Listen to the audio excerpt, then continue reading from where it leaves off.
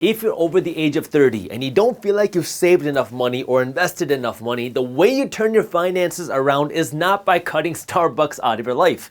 Instead, I want you to try this. See, most people assume that being broke is just a math problem that you have to solve. How do you spend less than what you make? Except there's more to it than that, and most of us are never taught this. I mean, if it was so easy, you wouldn't see the majority of people be broke with no savings, with little to no investments. If you really want to turn your finances around and become wealthy and become a millionaire, you have to understand two things. Number one is you have to understand the mindset and emotional side about money, and then you have to understand number two, the practical side of money, because if you just sit there, you close your eyes and you close your hands and you say, please God, please just put $1 million in my lap, you are going to sit there broke for the rest of your life, which is why you have to understand the emotional side and the practical side of money. And if you stick with me until the end of this video, you're going to know exactly how to do that with a system of how do you start building wealth today. So let me jump right in with part one, because if you don't understand this, it doesn't matter how much financial education that you have, you will never become wealthy. By the way, if you stick with me until the end of this video, as a little bonus, I'm going to show you how you can get a copy of this ebook, How to Build Wealth as an Investor, that my team at Briefs Media wrote for free. All you got to do is stick with me until the end of the video. If you're anything like me, you didn't grow up with this healthy relationship with money. You grew up with this whole thinking that money is bad, it's taboo, it's evil, you shouldn't stress about money, rich people are bad. You grew up with this negative association with money, and the reason why you had this negative association with money is because your parents or your grandparents passed this on to you. And when you don't break the cycle, what do? You then take this knowledge, you learn it, you absorb it, and then you pass it down to your kids. And then you never actually understand how money plays a part in your life. But this is where I want you to take a step back and understand, how does money actually work? Because the reality is money is just paper. It's not good, it's not bad, it doesn't have an emotion. Money is just there as a tool to allow you to buy things. And you're going to work every single day to generate this money. The more money you have, the more financial freedom that you can have. But this is where you need to understand how money plays a part in your life, because many times people put these smoke screens around money because they're insecure about their own money. And that's why it's important for you to understand how money plays an actual part in your life, because the reality is it costs money to eat, and it costs money to feed other people, and it costs money to take your wife on the vacation she keeps asking for. It costs money to take your kids to that Disneyland vacation they keep asking for. It costs money to put your kids through college. It costs money to buy yourself that home that you want. It costs money to do all of these things. And this is where you have to understand, how does money actually play a part in your life? And what I put together is what I call my quadrifit theory, which goes over the 4 different fitnesses in life. That if you want to live a happy and fulfilled life, you have to be fit in these 4 areas. Because the goal isn't just to be rich and miserable. The goal is to have money and be happy. Because if you're rich and you have no happiness, what's the point of having all that money, right? So at the very base, you have to be physically fit. Because if you're morbidly obese, if you're on your deathbed, if you're very physically unhealthy, more money is going to make you feel more miserable. I mean, if you're on your deathbed, you don't care if you have $10 million in the bank. All you want is to be healthy again. So you have to be physically healthy first. Then it's this mental healthy. Mentally healthy means you have to be surrounded by people that you love. You have to be happy. If you're constantly surrounded by toxic people, if you feel depressed, if you feel anxious, more money is not going to solve this mental issue by itself. Now, maybe it can assist in some areas, because financial issues are one of the leading causes of divorce and suicide. However, if you feel like you are unhappy in your environment, if you feel like there's this thing that's holding you back, you have to take care of this by itself. It means you got to get away from the toxic people. You got to put yourself in a good environment. You got to surround yourself with people that you love. You have to find your happiness. You have to figure out how you can go and do that. Maybe that means you go and get therapy.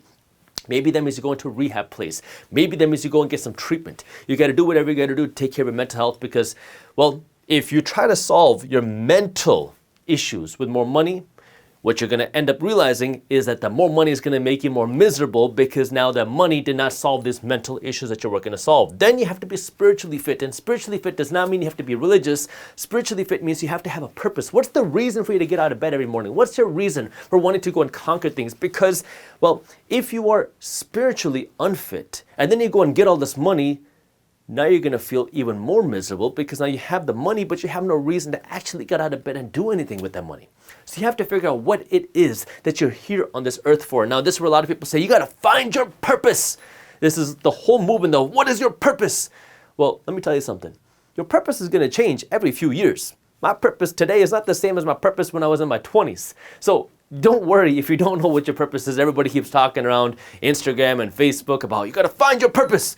It doesn't work like that. You got to figure out what it is that gets you excited, that makes you want to do something. And the only way you figure that out is by going out and doing things. If you don't feel like you found your purpose, that's okay. Once you're spiritually fit, this is where now financial fitness becomes so important, because it is the top of this quadruped theory. Because now if you are financially fit, this allows you to live your life the way you want and live happy. Because the reality is you need money. You need money to pay your bills. You need money to do the things that you want. But now, once you have these, more money will allow you to live even more happy and more fulfilled, because now you can do more things that allow you to be spiritually fit. More money will allow you to do more things that allow you to be mentally fit. More money will allow you to do more things that allow you to be more physically fit. You need money to be able to live your life. And this is where you have to understand now, how does money play a part in your life? And the interesting thing here is if you don't have money, well, the lack of money can really affect your spiritual fitness. Because now you can feel like you lost your sense of drive and purpose if you don't have any money. The lack of money can really affect your mental health, your mental fitness. Because if you don't have money, you're going to be fighting with your wife and your husband all day and all long about how you're going to pay your bills. You're going to be stressed about how you're going to buy anything. It can really hurt you here. And the lack of money can affect your physical fitness as well. Because if you don't have money, you're going to be eating all the nasty foods. You're going to be eating at McDonald's. You're going to be eating all the nasty stuff. It doesn't take care of your mental health either. And this is where you got to understand, if you want to be financially fit, before you go out and start doing all the practical steps of how do you manage your money, you got to understand that if you just hate money, and you hate people who have money, and you hate this idea of becoming wealthy, you will never become wealthy yourself. How can you go out and do something that you hate? Because at the end of the day, we want to be happy with ourselves. And even if it feels like you're doing something wrong, if you thought you were doing something wrong, you probably wouldn't do it. You try to do things that are good. You try to do things that you think are right. And if you think making money is bad, if you think becoming wealthy is bad, if you think being rich is bad, you're not going to want to do that. And this is where now you have to understand. Your goal is to become financially fit, along with everything here. I'm going to focus on the financial side. But if your goal is to become financially fit, you have to want to do that. That means you have to think that it's a good thing. And if you think it's a good thing now, you can start reframing the way you look at money, and then start reframing the way you look at how do you manage money. You start reframing the way you look at investing your money. You start reframing the way you look at earning money. And this is going to allow you the opportunity to then go out and actually build your wealth, because money is just one aspect of your lives. But it's an important aspect of your lives, because now if you have money, it gives you the opportunity to live a much more fulfilled and purposeful life, because you have the money to do the things that you want. But that means you have to actually want to become wealthy in the first place. This is the emotional and mental side of money. Once you understand this, now we can go into the practical side of money. How do you actually take the money that you have and turn your finances around and build your wealth, or become a millionaire, or hit whatever financial goals that you have? So let's talk about that. Now, to really understand the practical side of money, let me give you a little example. Let's assume that you're on this ship right here. For my male followers, I'm going to draw you a mustache, or as we like to call it, my native language Punjabi, a gut. And for my female followers, I'm going to draw you a braid, or as we like to call it in Punjabi, a gut. You are on this ship right here, and you want to go to this island right here. And so what most people do is, when they're on this ship and they want to get to this island, they say, we got to row faster. We got to figure out how we can get here as fast as possible. And you just keep putting in all this effort to keep rowing and rowing and rowing. But the problem that most people have in this situation when it comes to money is you have these holes in your boat. So now you keep trying to row faster and faster and faster, but you're not really making any progress. And the reason why is because water keeps getting into your ship. And when you keep trying to get there faster and faster and faster, you keep rowing the boat, you're not making any progress because you haven't figured out how to stop the sinking. You're spending all of your time and effort just trying to throw this water out of the boat, trying to make any progress, and you're spending all this energy, all this time, all this effort trying to do that while making no progress. And this is where what you need to do first is you got to stop the financial bleeding. You got to seal these holes in the boat, because if you spend a little bit of time trying to seal these holes in the boat, well, now when you start rowing, you're going to start making progress, and you're going to see that it's going to get easier and easier and easier to get to the island as you start to pick up momentum and steam. But if you're just trying to go against the current and you're constantly trying to throw the water out of the boat, you're never going to make any progress. So how do you stop the financial bleeding? Well, this is where you got to take a look at finances and see if you have things like high interest credit card debt. This is where you got to stop the financial bleeding first, because a high interest credit card debt is costing you 15, 20, 25% a year in interest. And when you're paying all this money in interest to your credit card company, or to the payday loan company, or to the buy now, pay later company that you bought things but then you didn't pay it off in time, or to the 0% APR company that you got this 0% APR debt but didn't pay it off in time, Now you're paying 15, 20, 25% in interest. This is the money you got to pay back first. And you want to pay this back as fast as possible, because many people assume that if I want to become wealthy, I should just start putting money into my 401k, into my IRA, I should put money into the stock market and do all these things. Well, the reality is when you put your money into the stock market, you're trying to get a 7 to 10% return on your money. This has been the historical stock market return over the last century. But when you have these high interest debts, you are paying 15 to 25% a year in interest. So what I want you to do first is pay down this, because this is a bigger number than this.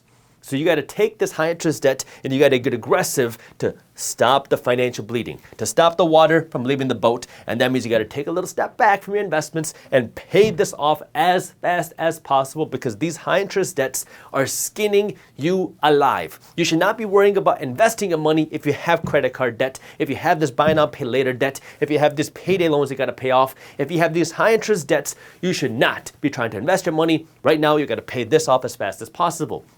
Once you do that, this is where now, in addition, I want you to go out and save your first $2,000. Right now, the majority of Americans do not have $1,000 saved up for an emergency. And if you look back for the last number of decades, every financial planner would talk about how you need to save your first $1,000. Well, what we've been seeing happen, especially over the last few years, is that inflation has made things much more expensive. And so now, if you want to be able to have a little bit of a financial cushion to save you and protect you against little financial emergencies, you got to have at least $2,000 saved up. Now, the goal isn't to just save $2,000, but I need you to go out and save $2,000 as fast as possible.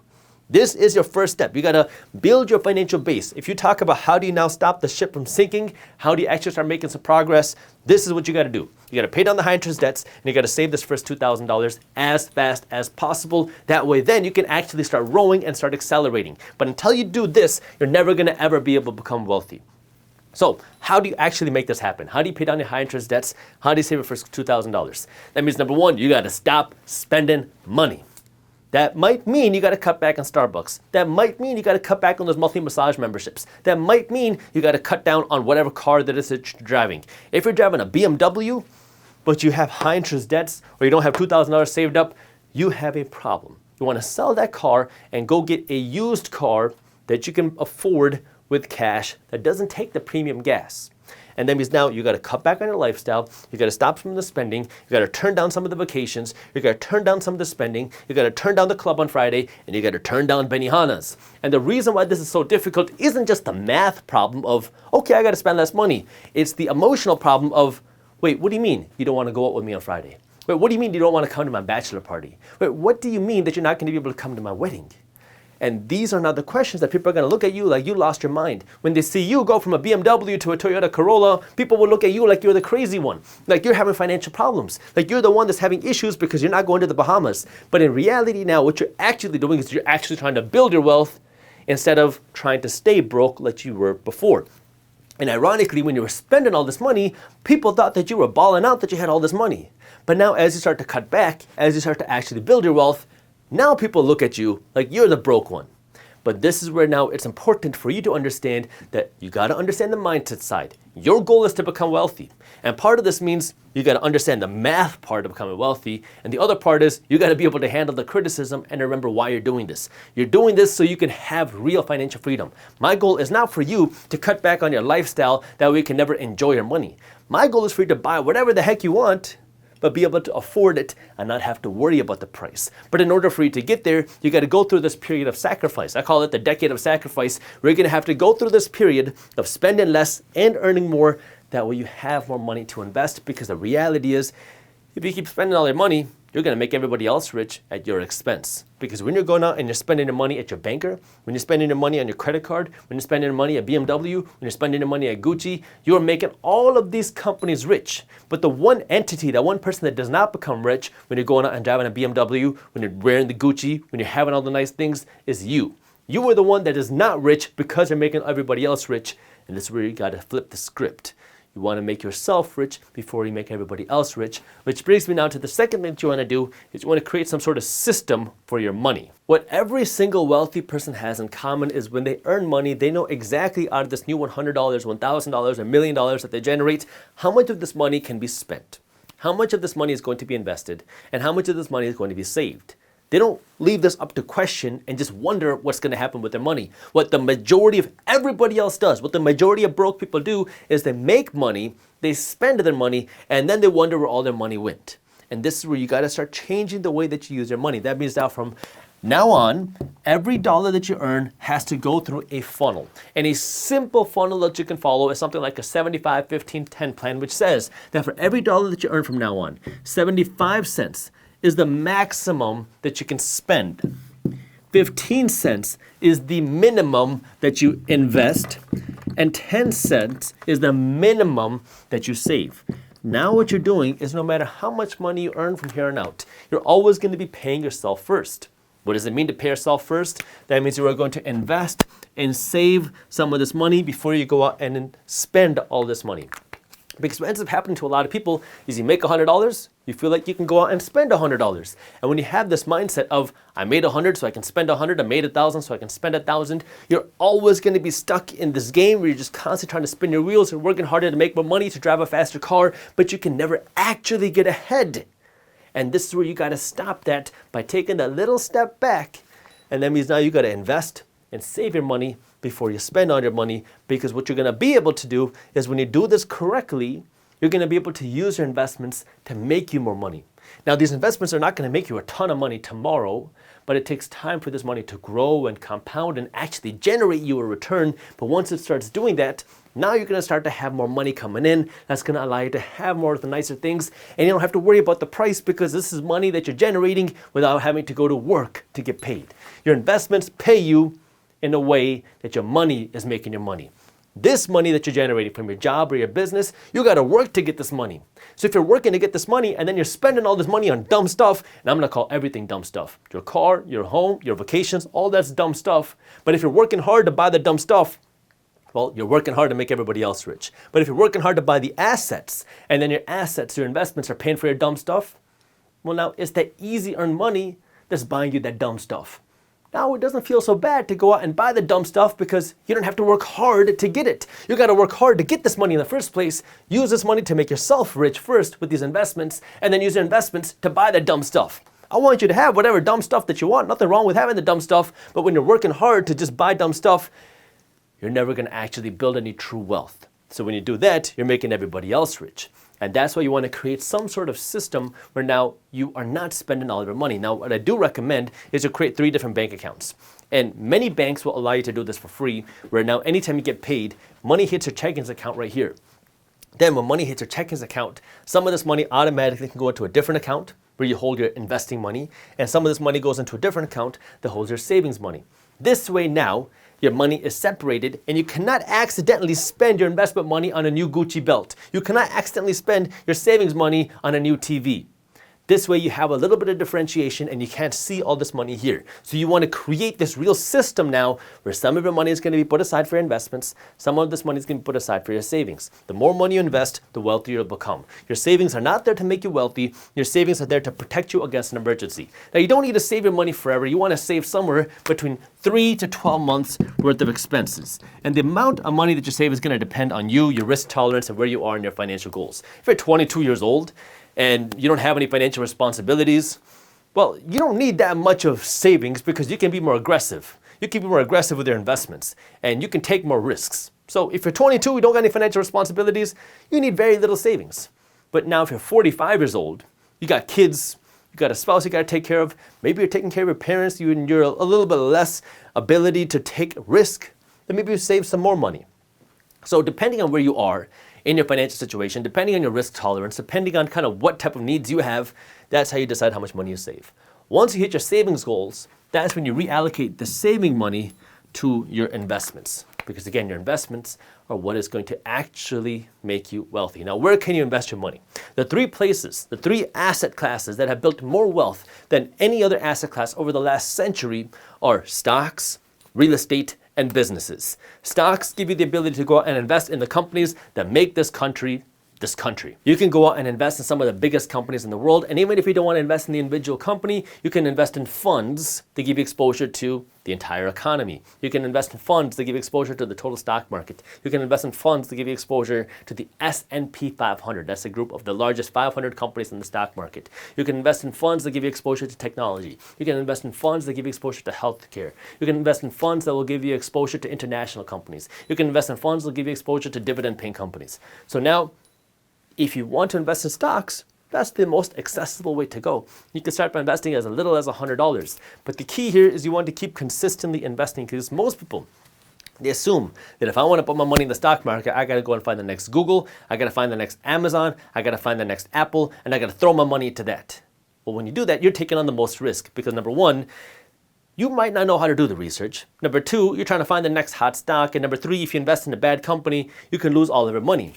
And this is where now, if you don't want to be involved in listening to the earnings calls and keeping up with the company and trying to understand the company and monitor investments, instead of investing in individual companies, you can just invest in funds. A few examples of these funds are ETFs, index funds, and mutual funds. And again, there are funds that give you exposure to really anything. And now if you invest in this one fund, you can get exposure to a whole basket of stocks. And now all you got to do is keep funding it. Every time you get paid, you put some more money into your fund. Every week, every 2 weeks, and every month, you just keep putting more money into this fund. And this is where people get confused, because they think, well, what happens if the market's going to crash? What happens if we see a recession? What happens if we see the stock market go down? All you do is buy more. Because what we've seen over the last century is that despite the recessions, despite the market crashes, if you just keep buying, you will be able to build more wealth. Because our economy has gone through cycles. In fact, our United States economy has gone through a recession pretty much every decade for the last century. So if we go through recessions, if we go through market crashes, all you need to do is keep investing. Instead of being the person that panics and sells and loses money, be the person that keeps consistently investing. You stay calm when everyone's running around with their heads cut off. Everyone's talking about how the world's going to end. Everyone's talking about how the stock market will never rise again. You just keep calmly buying and accumulating more shares, because this gives you the ability to buy even more at a discounted price. That's why wealthy people love recessions, because it gives them the ability to build more wealth even quicker. So you build a system that allows you to do that. If you want to be more involved, you can invest in individual companies. If you want to be more involved, you can invest in something like real estate. Real estate gives investors three big benefits. You get cash flow, because now if you go out and buy a rental property like a home or an apartment complex, you buy this property for the ability to generate cash flow. The tenants pay rent, and this rent should cover all of your expenses, your property taxes, your insurance, your maintenance, your management fees, your vacancy costs, and your mortgage if you have any, and then put some money in your pocket. If you do it correctly, that is what real estate is supposed to do. But in addition to the cash flow, you also get tax breaks. As an attorney who's not your attorney, I can tell you that real estate has some of the biggest and best tax breaks that our tax code has to offer. And number three, you also own a hard asset, because when you own real estate, you own something that you can see, feel, and touch. You can see the bricks, you can see the windows, you can see the doors. So you have this thing that you can see, feel, and touch, versus when you own a share of the Amazon stock. You own a piece of paper that says you own some of Amazon, but you don't actually own any of the Amazon machinery. You just own a piece of paper that says you're entitled to some of the ownership. So you get those benefits with real estate. Then with number three, with businesses, this one is the most involved. You can go out and actually create your own business, which gives you unlimited earning potential, but that takes the most work, the most time, the most risk, and the most effort. Now, there's also a chance that you'll fail. In fact, most startup businesses fail. If you don't want to go out and start your own business, you can also invest in other people's businesses. But again, very risky. Most startups will fail. Most of your startup investments will fail. However, if you can hit a good startup investment, if you can hit a good business investment, that will give you the opportunity to make a lot more money. However, this one, investing in other businesses, is generally reserved for people who have more access to capital, because of just how much money it takes for you to get started as a venture capital investor or an angel investor. So just understand that there are different ways for you to invest your money. But the three avenues that have built the most wealth out of any other asset class are stocks, real estate, and business. And I should also mention that it doesn't really take a lot of money to start your own business, but it takes a lot of work and effort. You don't need money to make the money, but you need money to grow your money. Once you build the system of how you want to use your money, that we're always investing your money and saving your money before you go out and spend all your money, you also want to make sure you can control the spending money, because if you go back into the same bad spending habits that you had before, well, you can never out-earn bad spending habits. So a few things that I want you to remember here when it comes to spending is do not finance anything that's not putting money in your pocket, the only exception being your home. So when it comes to you going out and buying a car, you buying your phone, you buying your electronics, your groceries, stop financing the stuff, even if it's 0% APR. And everybody says, well, if instead of me paying $1,000 for my phone, I can just pay $50 a month, I can invest that difference and have more money in my pocket. Sure, in theory that makes sense, but what ends up happening with most people is now you go out and you finance this phone, you're only paying $50 a month, and then you go out and you finance this sofa, you're paying $75 a month, you go out and you finance your car, you go out and finance more things, and now you go out and spend more money than you would have if you had to buy it with cash because you don't actually feel the pain of this money leaving your account. That's why 0% APR, buy now, pay later, or as I like to call it, broke now, broke later, are so profitable for businesses and banks because they know that you are going to go out and spend way more money when you do this 0% APR or buy now, pay later. So when it comes to you actually spending money, you got to shut down these expenses. That means you got to actually buy what you can afford. And that means number one, stop financing things that don't pay you. And number two, if you're actually going to buy something, make sure that you can actually afford it, not just buy it. One of the rules that I like to follow is a rule of 5, which says if I can't buy 5 of them, I can't afford 1 of them. Now, you can apply this rule to different aspects of your life to see however it is that you want to spend your money, but the key here is if you have $100 in your account and you spend all $100, well, you're going to constantly be broke like that, and you want to make sure that you have money. You want to be able to spend within your means and understanding that number one, you can only spend this money, but now out of this money, how much should you spend on one item? How much should you actually be able to afford? Because if you have $1,000 in your account and you want to buy a $1,000 handbag, you're spending all of your money to buy a handbag. I wouldn't do that. And this is where you got to understand how to control your spending. And then if you have low interest debts, if you have things like a mortgage, if you have things like a car note, this is where you can also decide if it's worthwhile for you to pay down these debts or continue investing your money. And this question is really going to depend on you, because if you are somebody who wants to live big, you want to fly around in first class, you want to fly in private jets, you want to have the fancy vacations, if you're just working to pay down your 5% mortgage or your 6% car payment, you're never going to be able to really grow like that. You're going to have to work to earn more money, and you're going to have to be more aggressive with your money. But if your goal is just to be financially free, never want to have to stress about money, never want to have to worry about money ever again, well, then you can also consider, instead of just investing your money into the markets, to just pay down some of this debt, because when you have no expenses, you're also going to be able to be a lot more financially free.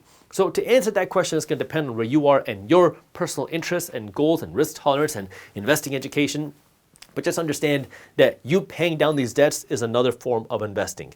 Now, once you understand this, once you know how to spend your money, this is where you want to add some more fuel to the fire. Now, the question is, how can you earn more money? That way you can amplify this machine. And the reason why I'm talking about earning more money here is because, like I said just a minute ago, you cannot out-earn bad money habits. And the thing that most people try to do is when they realize, oh, I'm broke, I need to figure out my money, I need to invest more money, I need to go and get more money.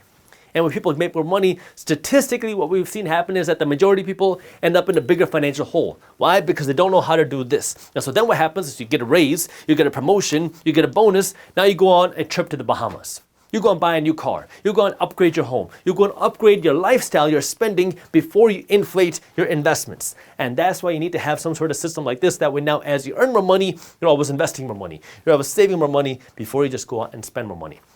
Now the question is, how do you earn this more money? And, well, there's a lot of ways to do this. You can do this from a job, see if you can get a raise, see if you can get a promotion, see if you can get a second job. Maybe you get a career change, maybe you get a certificate. You can figure out ways that you can earn more money from your career. But maybe that means you go out and create your own side hustle. Maybe you have a little bit of an entrepreneurial bug.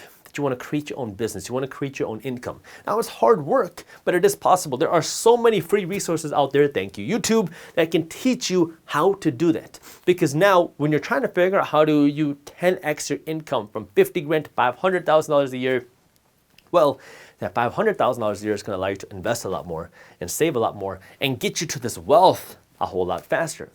Because now you're making the money not just to drive a faster car and to have nicer things, you're making the money to have more investments. But the question is, how do you get there? Now, I can't tell you what to do. One of the dumbest and most annoying questions people ask me is, what business should I start? I don't know.